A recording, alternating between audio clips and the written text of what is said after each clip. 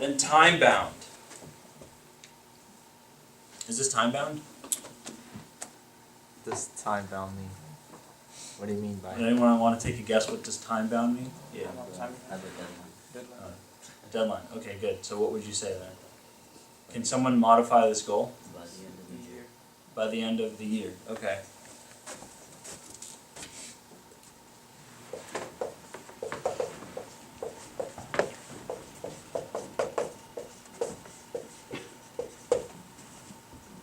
Is that time-bound?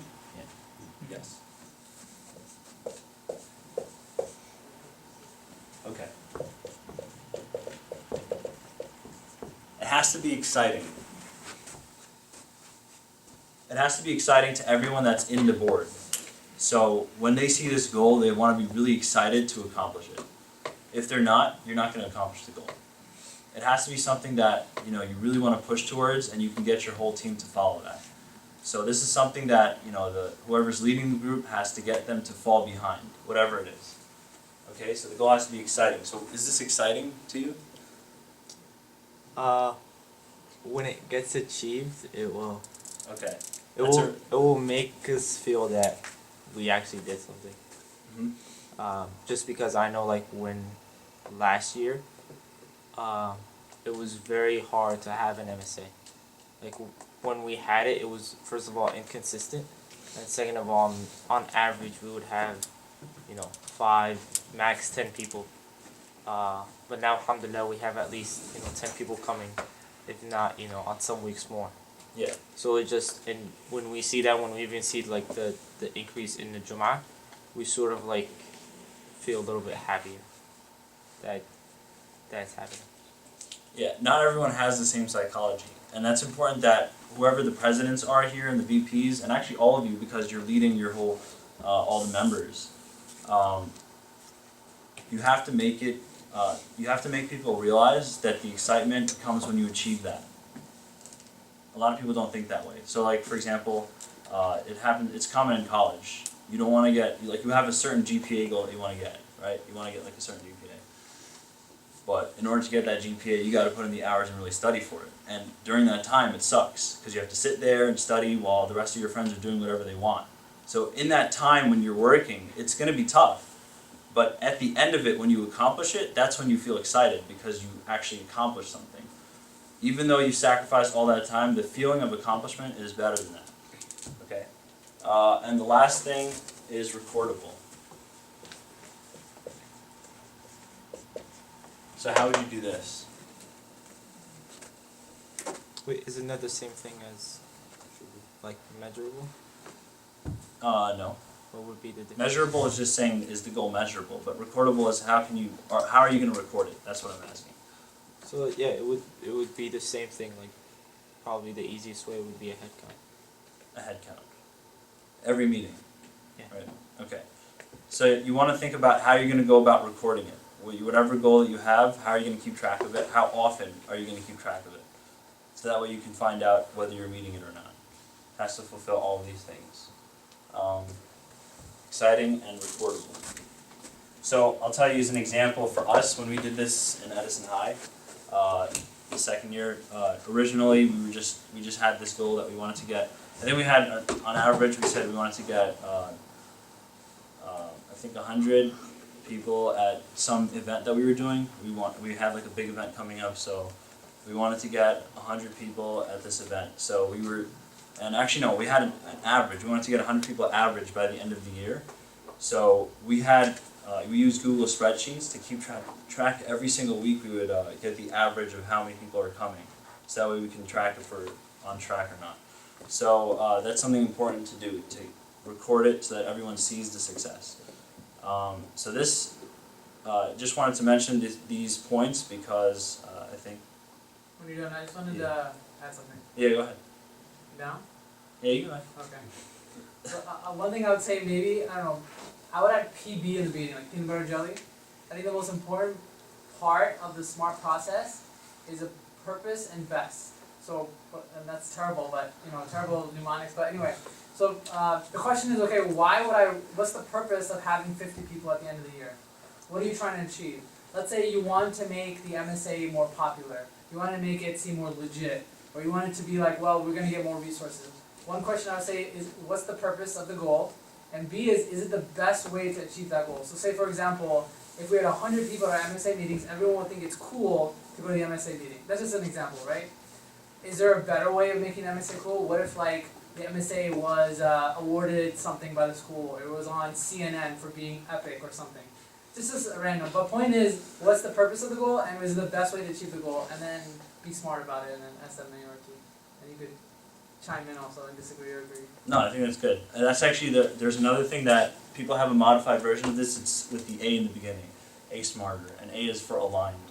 Is it aligned with the overall values that you have, like for whatever you're trying to accomplish for your organization?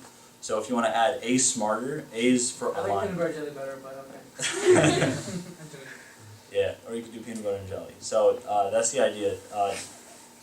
I'm telling you, this is something that you need to do with your teams. You have to make sure that you get these goals specific, measurable, achievable, result, recordable, realistic, time-bound, exciting, and recordable. You have to make sure that you get these goals down like that. And this does not have to be one goal. The way we used to do it is we would make an overall goal for the whole team, and then within our team we would have individual goals for whatever you want to accomplish. Okay. Based off of this goal, you form whatever you need for your teams. And I just want to end with this one thing, with that point. After our first year of MSA, we realized, and I think this is a problem with a lot of MSAs, you have people on board that are not really needed. Not the people, but the position, right?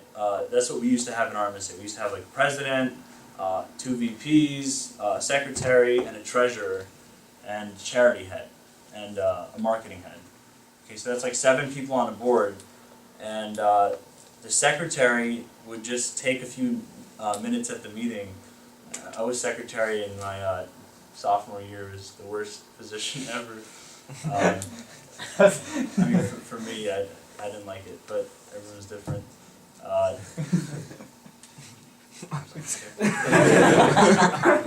It's nice. So yeah, I mean, so secretary would just take minutes at the meeting, and that was it. Like, you don't really do anything else for the whole year.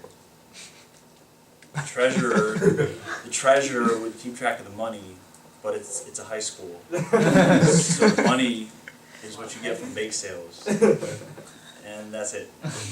So you just have to make sure that when the bake sale happened, you kept the money in the bag and you took it home. That was the treasurer's responsibility. So that was really pointless. I mean, there was 2 people on board that would come to the meetings. It's like, do you have the bag? Yeah, I have the bag. Are you writing it? Yeah, I'm writing it. That's it. That's all you do. So that was not good. So we decided to consolidate and eliminate. So we decided to consolidate the 2 positions, and we came up with a really corny, lame name, the secret treasurer. It's really dumb. I hope you guys change that.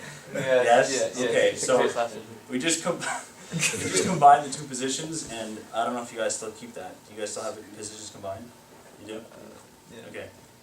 Sort of. Okay, whatever. I mean, MSA's changed, things change. So what I really recommend that you all do is you sit down with your MSAs and you look at every single position and you see if it's really necessary or not. Because if it's not necessary, you need to change it, you need to redefine it, you need to consolidate it, or you need to eliminate it. You need to get rid of it. Because you don't need to just have deadweight positions on board just for the sake of having people on board. I was part of another organization called Institute of Industrial Engineers, and we were at a conference, and it's like a national conference or international conference, and all the different groups from across the nation, they all brought their own. It's like an MSA national kind of gathering kind of thing, whatever, but it's for industrial engineering organizations. One of these groups, they had 32 people on their board. That's their executive board, 32 people. And they were up there like doing their presentation, and they were actually proud of it. Like, yeah, we got 32 people on our board. I'm thinking, I raised my hand, I said, how do you guys get a single meeting done? When you have your executive board meetings, and you have to decide on one thing, like what color the tablecloths are going to be, you're going to get like 50 different opinions because of all the people that are there. So you don't want to have like too many people. It's not something to be proud of. There is no pride in having more people on board. That doesn't do anything.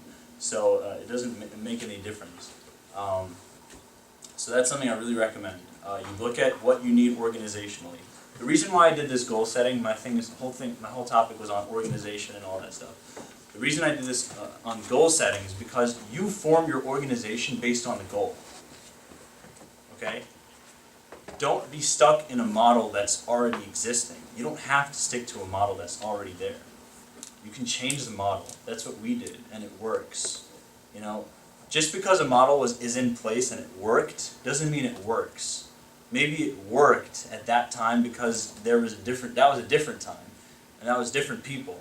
And that's kind of weird that I'm saying that because, you know, I'm kind of telling these Edison High guys if they want to change it from whatever we did back in the day. So it's the same thing for every single other high school, every single other high school out there. You guys need to look at what your membership currently is, what your goals currently are, and what people and what positions you have to accomplish those goals. And you have to get to that. You have to change things if you need to. So can I actually I'm just curious, how much time do we have? 6, 7 minutes. Okay, so we'll just do this as a wrap up. So can I get one of the, any other MSA besides Edison High? Tell me like what their board structure is. I'm just curious if they can share it. Yes. In East Brunswick, we have 2 presidents, co-presidents. One is male, one is female. Because a few years ago, the whole board was female. Oh, 2 years.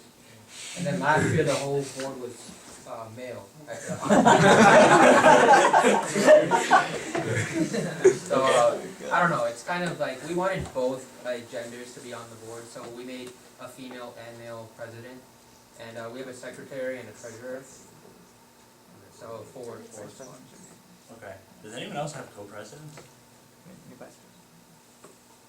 You understand what co-presidents means, right? It means like 2 presidents. Like at the same level, same authority, right? No one else has that? How's that going, by the way? I think it's good because it splits up the responsibility, and you have like an equal to discuss things with. So. Okay. That's rare. That's really rare. Do You you said like- East Brunswick? You said East Brunswick? If they Okay. disagree on something, do like rock, paper, scissors?